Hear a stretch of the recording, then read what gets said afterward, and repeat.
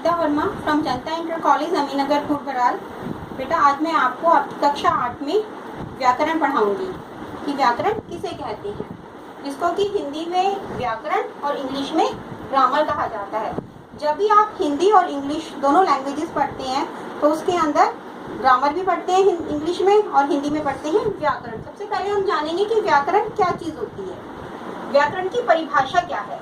तो वह विद्या जिसके माध्यम से किसी भाषा को शुद्ध रूप में पढ़ते लिखते या समझते हैं उसे व्याकरण कहते हैं।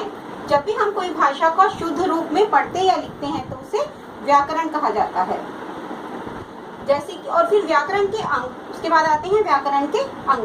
तो व्याकरण के कितने अंग होते हैं? व्याकरण के अंग होते हैं, सबसे पहला होता है वर्ण, दूसरा होता है शब्द, तीसरा होता है पद और चौथा होता है वाक्य। तो सबसे पहले हम जानेंगे कि वर्ण क्या चीज होती है। वर्ण जो होती है वो ध्वनि वर्ण का मौखिक रूप है और वर्ण ध्वनि का लिखित रूप है। जो भाषा की सबसे छोटी इकाई होती है वह क्या होती है? वर्ण होती है। भाषा की सबसे छोटी इकाई वर्ण है और वर्ण जो है ध्वनि का लिखित रूप है और ध्वनि वर्ण का मौखिक रूप है। वर्ण जो है वो दो तरह के होते हैं। आप तक आपने जब बच्चा स्कूल जाना शुरू करता है तो सबसे पहले में क्या सीखता है? वो ए आ ई उ, है ना। फिर उसके बाद बच्चा क्या करता है? उसके बाद और के खे गे घे। तो ये तो जो वर्ण होते हैं वो दो तरह के होते हैं। पहला होता है स्वर और दूसरा होता है व्यंजन। जो ए आ ई आप पढ़ते हो वो होते हैं स्वर और जो के खे गे घे आप पढ़ते हो वो होते हैं व्यंजन। तो व्याकरण का पहला अंग है वर्ण, जो कि भाषा की जो सबसे छोटी इकाई है वो है और वो दो तरह का होता है, स्वर और व्यंजन। उसके बाद आता है शब्द। सेकंड नंबर पे आया है आपका शब्द। तो दो या दो से अधिक वर्णों का सार्थक मेल क्या होता है? शब्द होता है। दो या दो से अधिक वर्णों का सार्थक मेल शब्द कहलाता है। जब हम वर्णों को जोड़ देते हैं तो वो शब्द बन जाता है। जैसे कि र जो है एक वर्ण है, लेकिन जब र के साथ आ की मात्रा लगा के हम मैं लिख देते हैं तो राम बन जाता है। वो क्या हो जाता है? एक शब्द हो जाता है। फिर उसके बाद आता है बेटा पद। पद तीसरे नंबर पे आता है पद।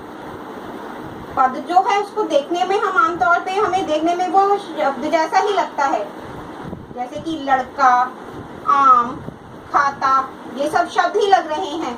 लेकिन जब हमने इन तीनों को जोड़ दिया कि लड़का आम खाता है, कि लड़का आम खाता है,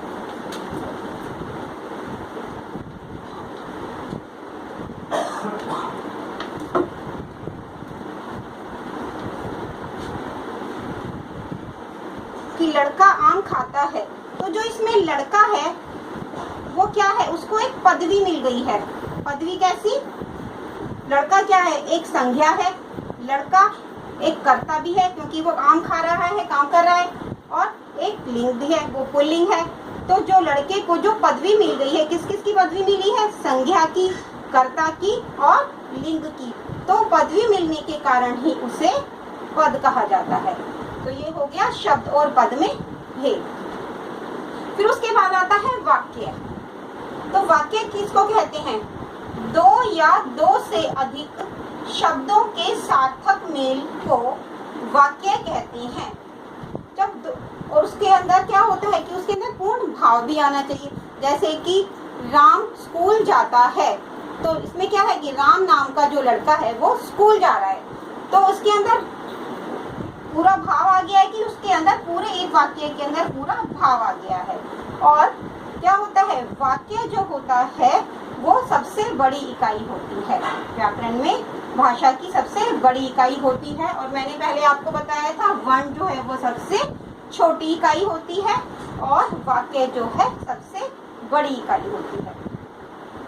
तो ये है बच्चों आपका व्याकरण। कि व्याकरण के अंग सबसे पहला वर्ण सबसे छोटा, फिर उसके बाद सेकंड नंबर पे शब्द, तीसरे नंबर पर पद और चौथे नंबर पर वाक्य।